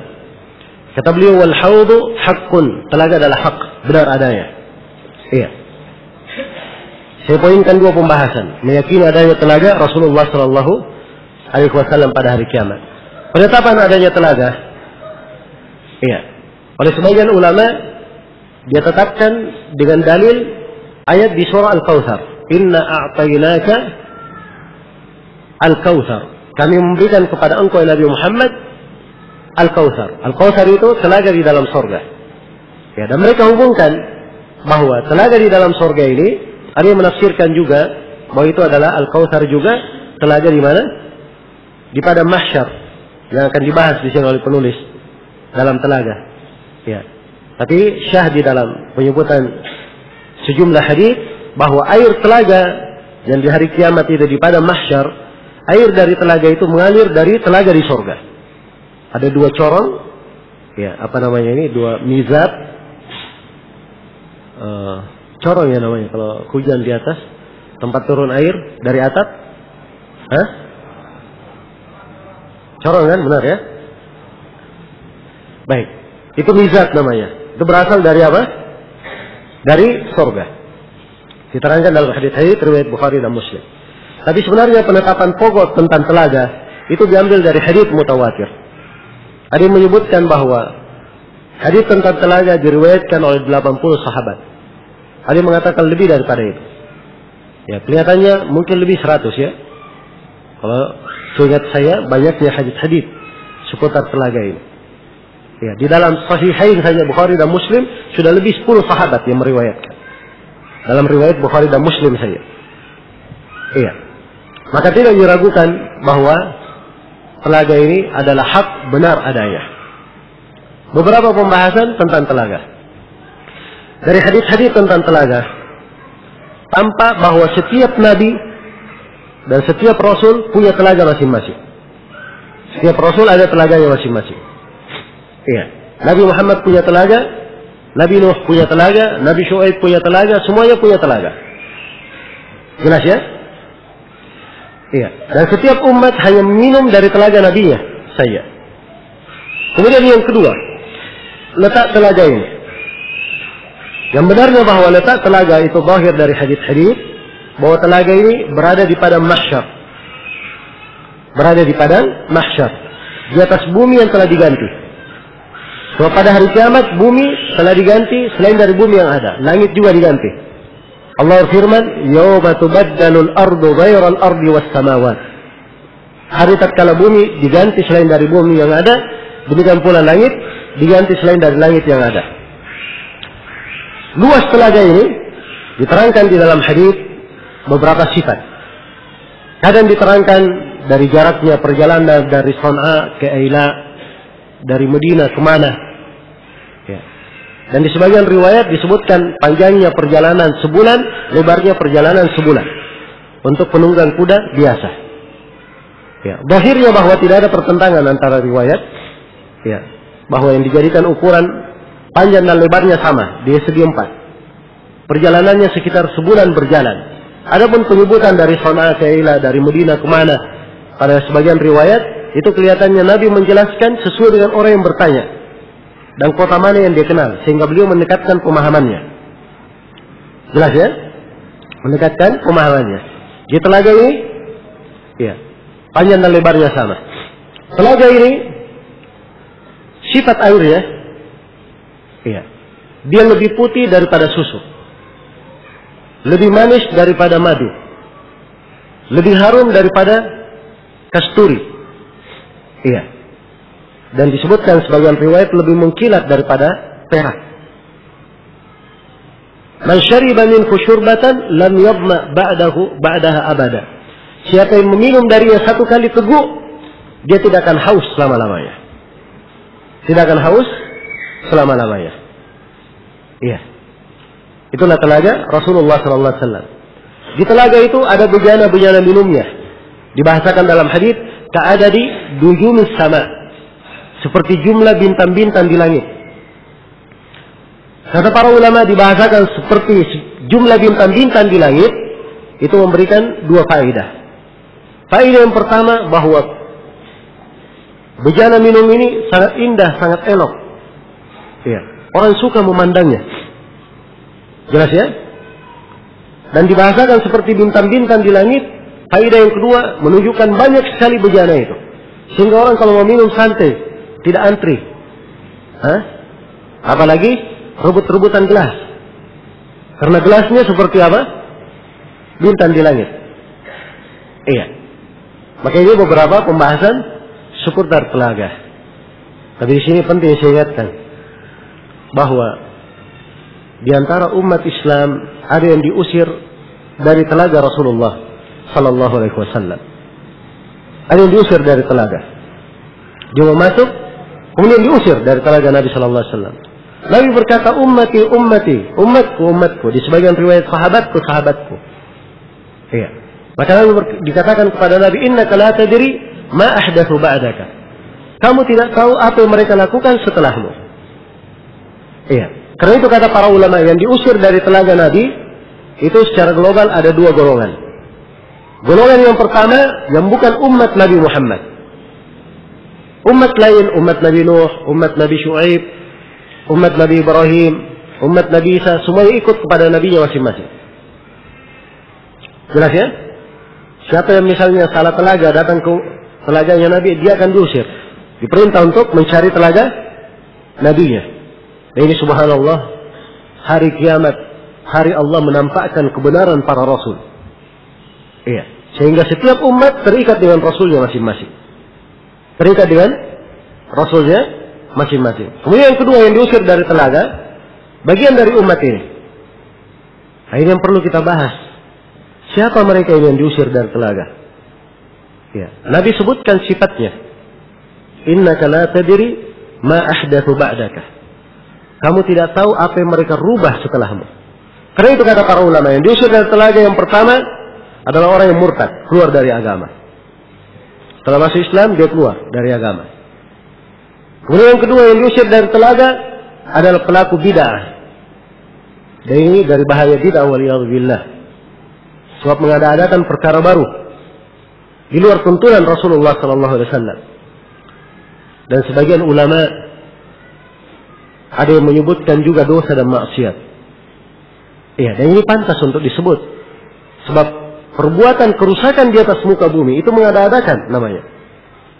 Termasuk dosa dan maksiat. Karena itu harus seorang khawatir terhadapnya agar supaya dia bisa mengharap minum dari telaga Rasulullah Sallallahu Alaihi Wasallam. Iya. Dan ahli sunnah ketika membahas tentang telaga ini, ya mereka sangat mengharapkan semoga Allah Subhanahu wa taala menjadikannya sebagai orang yang minum di telaga tersebut. Karena itu saya bermohon kepada Allah semoga kita semua digolongkan kepada orang-orang yang minum dari telaga Rasulullah sallallahu alaihi wasallam. Baik. Pembahasan berikutnya tentang syafaat. Di halaman 32. Kata beliau wasyafaatu haqqun. Dan syafaat itu benar.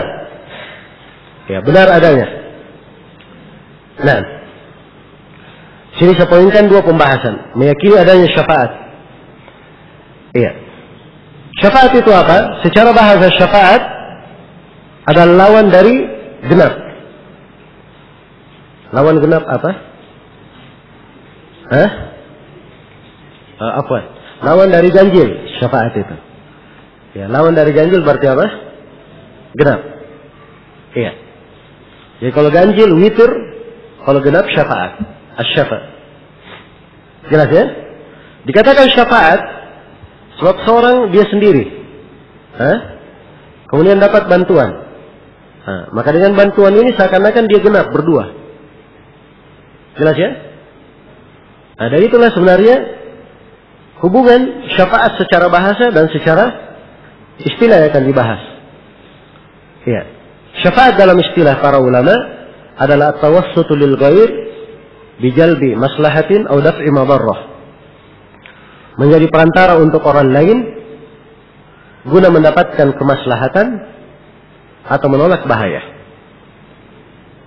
Jadi menjadi perantara untuk orang lain agar supaya orang lain ini mendapatkan kemaslahatan atau ditolak darinya bahaya. Itu makna syafaat. Iya. Dan ini penggunaannya umum sebenarnya. Ya seperti ada orang perlu duit. Iya. Dia minta ke saya tidak punya duit. Iya. Terus dia berkata, saya ingin minta kepada si fulan. Dan si fulan ini saya kenal. Dan saya bisa memberi rekomendasi. Maka saya bicara kepada si fulan, tolong beri dia duit. Jelas ya? Maka ini syafaat namanya. Ya. Dan syafaat yang seperti ini itu amalan yang sangat salih. Karena itu Rasulullah bersabda, "Isfa'u fal tu'jaru." Beri syafaat, kalian akan dapat pahala.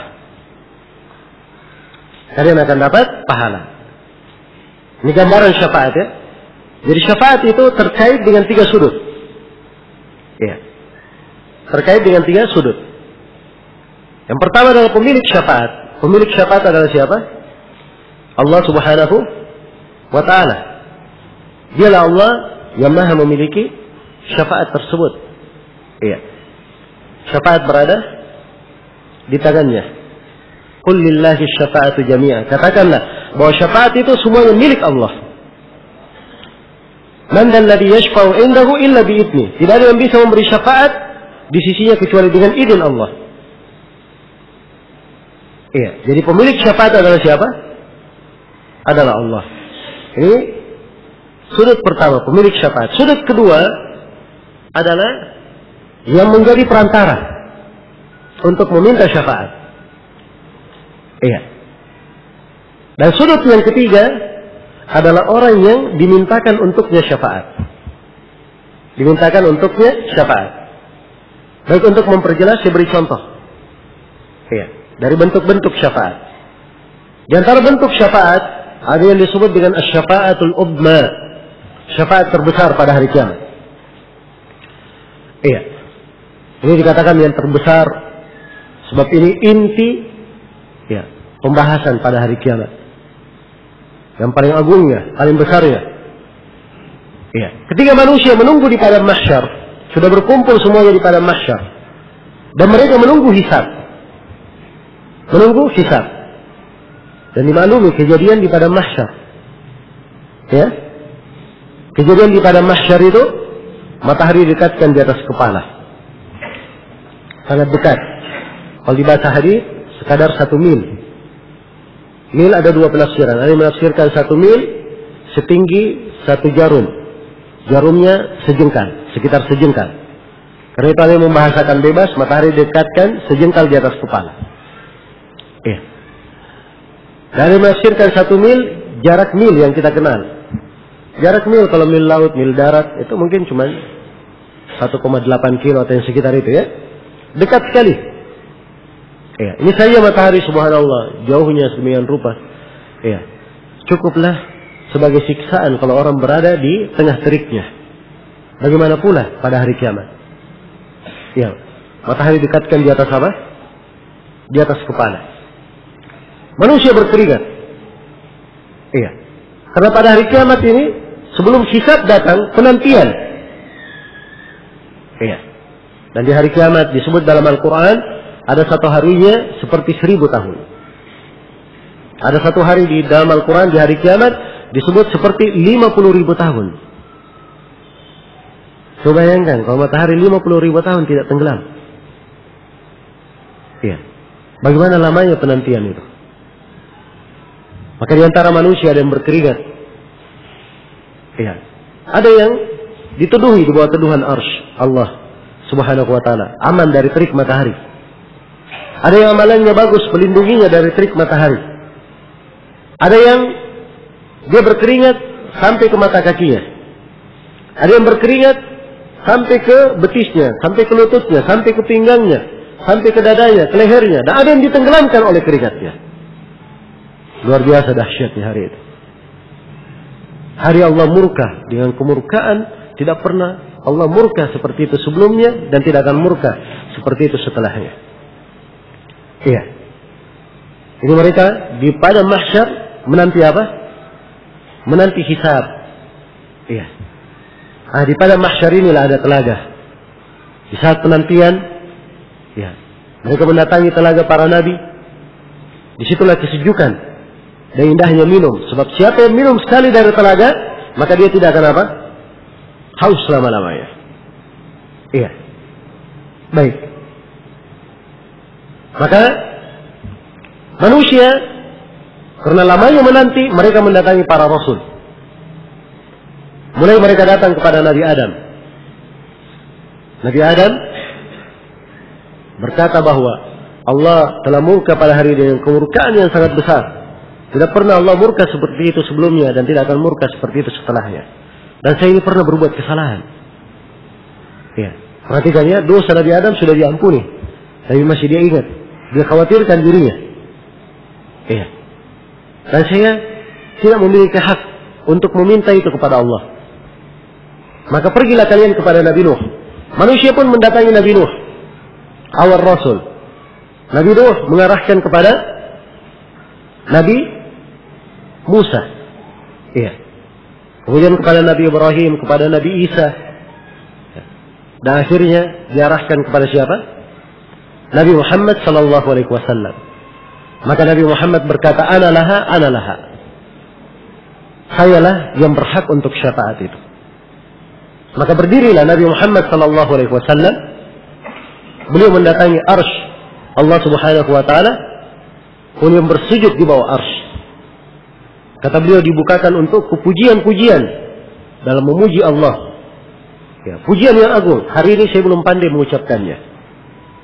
Nah, ini menunjukkan bahwa orang kalau ingin berdoa, dia memuji Allah, menyanjungnya supaya doanya didengar. Itu yang dilakukan oleh Nabi ketika akan memohon. Kemudian Allah berfirman kepada Nabi-Nya, ya Muhammad, irfa' ra'sak. Iya. Sal tu'ta, qul yusma, sal tu'ta, washfa' tushaffa. Wahai Nabi Muhammad, angkatlah kepalamu. Berucaplah engkau akan didengar. Mintalah, engkau akan diberi. Beri syafaat, engkau akan diberi syafaat itu.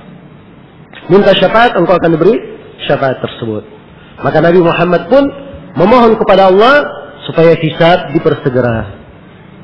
Maka itulah kelanjutan proses hari kiamat yang disebut dalam Al-Quran, وَجَاءَ رَبُّكَ وَالْمَلَكُ صَفًّا صَفًّا وَجِيءَ يَوْمَئِذٍ بِجَهَنَّمَ يَوْمَئِذٍ يَتَذَكَّرُ الْإِنسَانُ وَأَنَّى لَهُ الذِّكْرَى.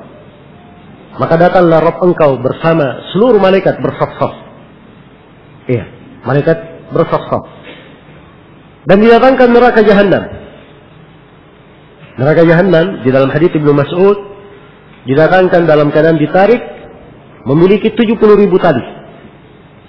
Setiap tali ditarik oleh 70.000 malaikat. Neraka Jahannam dari jauh, idza ra'atkum min makanin ba'idin sami'u laha taghayyuban wa zafira. Neraka Jahannam dari jauh melihat manusia, terdengar darinya golakan dan suara yang mendidih-didih. Iya. Nah, itulah awal mulai hisab. Iya. Karena itu Rasulullah sallallahu alaihi wasallam bersabda, "Ma minkum min ahadin illa sayukallimuhu ar-Rahman, laisa bainahu wa bainahu tarjuman." Tidak seorang pun di antara kalian kecuali Allah akan berbicara langsung kepadanya pada hari kiamat. Tidak ada penerjemah antara dia dan antara Allah. Tidak ada perantara. Dia melihat ke sebelah kanannya, fala yara illa ma qaddam. Dia tidak melihat kecuali amalannya. Dia melihat sebelah kirinya, fala yara illa ma qaddam. Dia tidak lihat kecuali amalannya. Dia lihat ke depannya, di depannya adalah neraka Jahannam yang didatangkan. Karena itu kata Rasulullah, fattaqun nara walau bisyikki tamrah. Takutlah kalian dari api neraka walaupun dengan bersedekah sepotong kurma.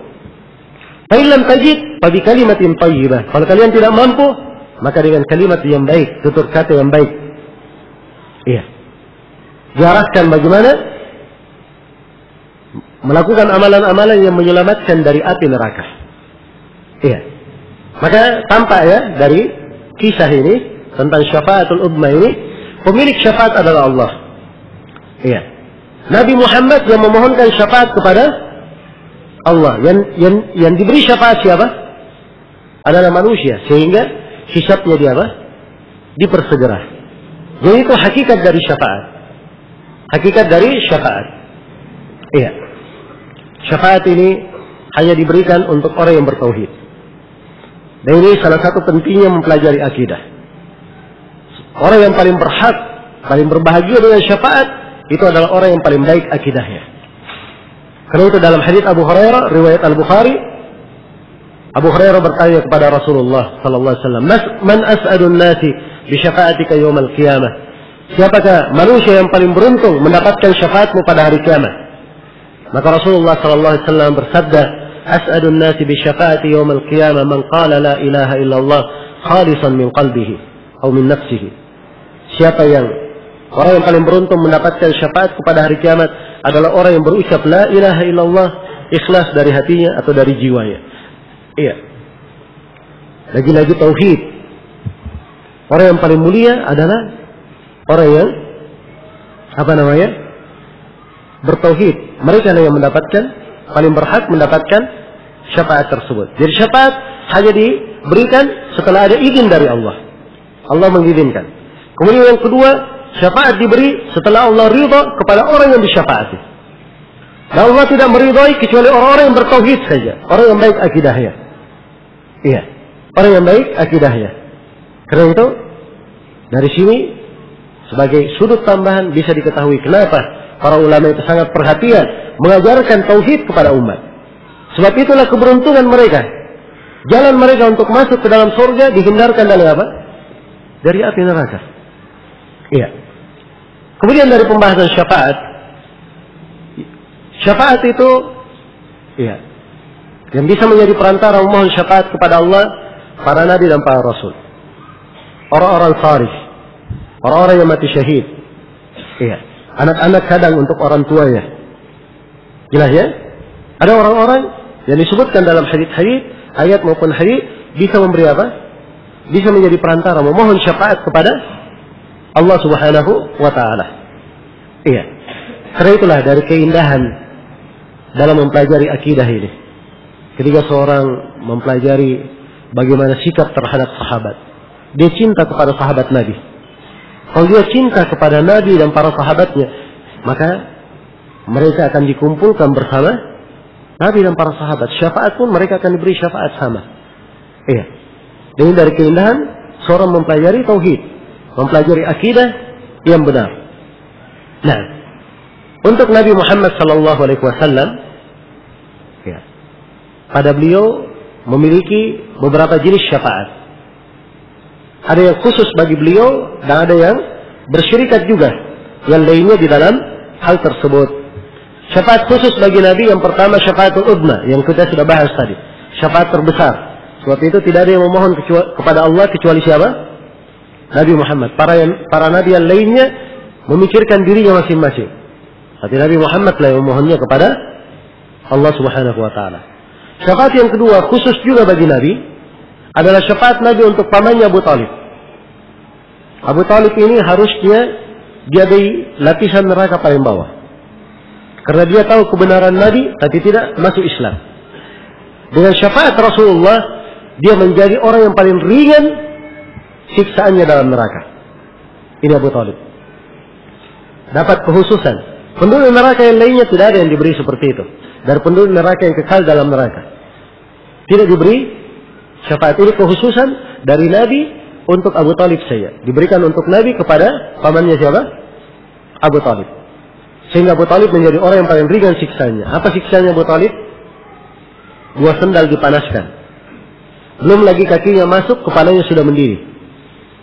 Terusan siksaan yang paling ringan, waliyadzubillah. Ya. Nasallallahu assalamu wal afiyah. Kalau kita cermati tentang neraka bagaimana dahsyatnya. Ini dari hal yang harusnya selalu banyak kita ulangi. Ya. Sehingga kita paham apa arti hidup ini. Apa yang harus kita persiapkan. Dan selalu ada kesadaran, ada rasa takut, rasa khasyah, bangkit ketakwaan. Itulah pentingnya mempelajari buku-buku akidah. Semuanya diingatkan di dalamnya. Iya. Syafaat yang ketiga khusus juga untuk Nabi adalah syafaat untuk penduduk surga masuk ke dalam surga.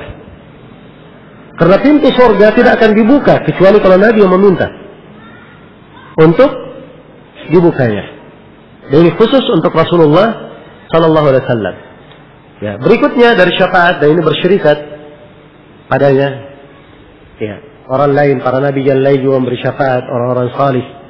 Ada syafaat untuk penduduk surga, lebih ditinggikan lagi derajatnya di surga.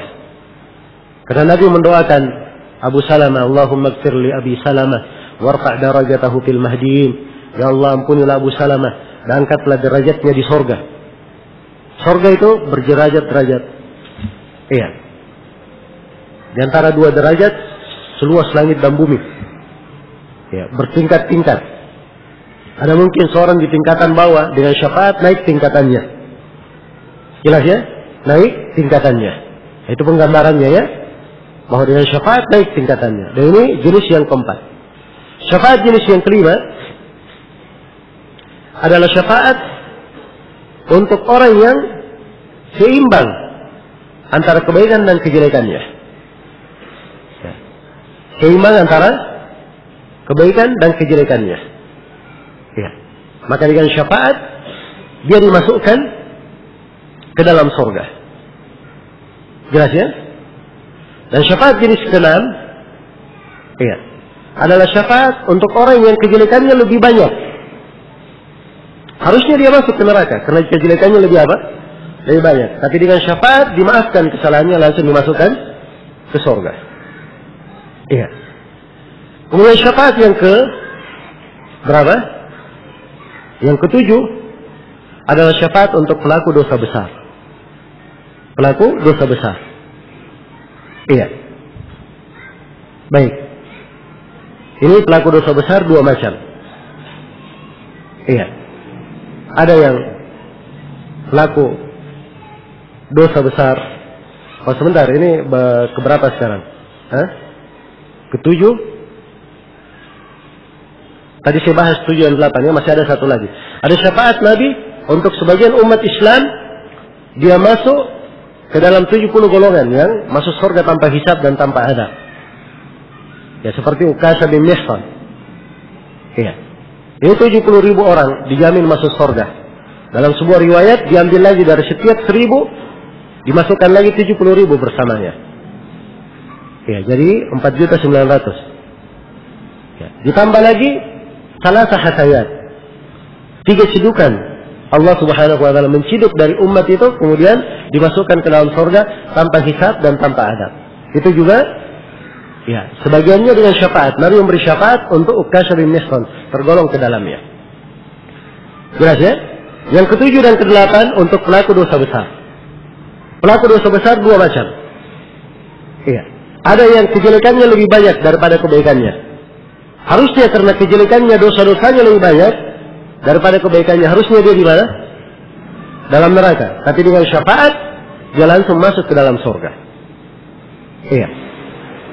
Golongan yang ke-8, dan ini juga pelaku dosa besar, adalah pelaku dosa besar yang sudah disiksa dalam neraka. Disiksa dalam neraka. Maka dengan syafaat dia dikeluarkan dari neraka, kemudian dimasukkan ke surga. Jelas ya? Nah, ini 8 jenis syafaat, semuanya punya dalil-dalil. Hanya saja ini kesempatan saya tidak bisa menguraikan ya dalil-dalil di dalam pembahasan untuk meringkas. Baik, saya kira itu beberapa sudut pembahasan seputar syafaat. Iya. Dan oleh penulis rahimahullah di sini beliau khususkan untuk pelaku dosa besar, khusus pembahasan. Kenapa beliau bahas khusus untuk pelaku dosa besar dikeluarkan dari neraka? Ya, sebab dari 8 jenis syafaat yang kita sebutkan itu tidak diingkari oleh ahli bidah kecuali syafaat untuk pelaku dosa besar. Itu yang mereka ingkari. Iya. Khususnya dari kalangan al-wa'idiyah, orang-orang Khawarij dan Mu'tazilah. Jelas ya, mereka mengingkari syafaat itu. Nah, karena itu oleh penulis ditegaskan lagi pembahasan. Kata beliau, wa qaumun yakhrujuna minan nar, haqqun. Di halaman 33 ya. Dari tauhid yang dikeluarkan dari neraka. Dan satu kaum keluar dari neraka ya, adalah hak, benar adanya. Saya poinkan 2 pembahasan, meyakini adanya ahli tauhid yang dikeluarkan dari neraka. Dia sudah masuk dalam neraka. Kemudian Allah keluarkan dari neraka. Iya. Ini ada hadits-hadits. Saya bacakan tadi hadits atau sebelumnya di pertemuan, yakhruju minan nar man qala la ilaha illallah wa fi qalbihi wasnu syairatin min khair. Akan keluar dari neraka orang yang berucap la ilaha illallah dan di hatinya ada sebesar jelai dari kebaikan. Ya. Ada lagi yang sebesar gandum, ada yang sebesar darrah, dikeluarkan dari neraka. Dan dimaklumi ada kisah orang yang paling terakhir keluar dari neraka. Dalam hadits riwayat Bukhari dan Muslim, dalam kisah yang panjang. Nah, dan telah syah dari Nabi bersabda, syafaati li ahli al-kabair min ummati. Aku memberi syafaat untuk pelaku dosa besar bagi umatku. Karena itu ahli sunnah sepakat bahwa ada dari ahli tauhid masuk ke dalam neraka tapi tidak kekal dalam neraka. Iya. Mereka bisa keluar dengan syafaat. Ya. Walaupun tidak mendapat syafaat, dia hanya disiksa sesuai dengan kadar dosanya dan setelah itu pasti dikeluarkan dari apa? Dari neraka. Iya. Dan ini dari hal yang tidak ada silam pendapat di kalangan ulama. Dan ini bantahan terhadap kaum Khawarij dan Mu'tazilah. Ya, kalau kaum Khawarij dan Mu'tazilah ini pembahasan tidak masuk akal mereka. So kaum Khawarij dan Mu'tazilah bagi mereka pelaku dosa besar hukumnya apa? Kekal dalam neraka, tidak mungkin keluar. Ya. Karena itu ini pembahasan tidak masuk di akal mereka. Mereka ingkari. Nah, itulah kesesatan orang-orang Khawarij dan Mu'tazilah dari kalangan al-wa'idiyah. Iya. Baik. Dan ini juga pembahasan mengingatkan kita akan keutamaan ahli tauhid. Keutamaan tauhid itu. Iya. Bagaimana tauhid ini jaminan ke dalam surga. Walaupun dia memiliki dosa-dosa, disiksa sesuai dengan kadar dosanya. Iya. Tapi pasti akhirnya dia akan dikeluarkan dari neraka, dimasukkan kemana? Ke dalam surga. Ya, dan ini sekali lagi sisi pentingnya. Kenapa kita harus selalu mempelajari akidah dan mengulangi pembahasan-pembahasan akidah. Ya Allah ta'ala alam. Baik. Pembahasan berikutnya insyaallah kita sambung di sesi yang akan datang. Ini sisa sedikit ya. Insyaallah kita sambung nanti setelah maghrib hingga pada isya insyaallah ta'ala. Subhanakallahumma wa bihamdik asyhadu an la ilaha illa anta astaghfiruka wa atubu ilaik walhamdulillahi rabbil alamin.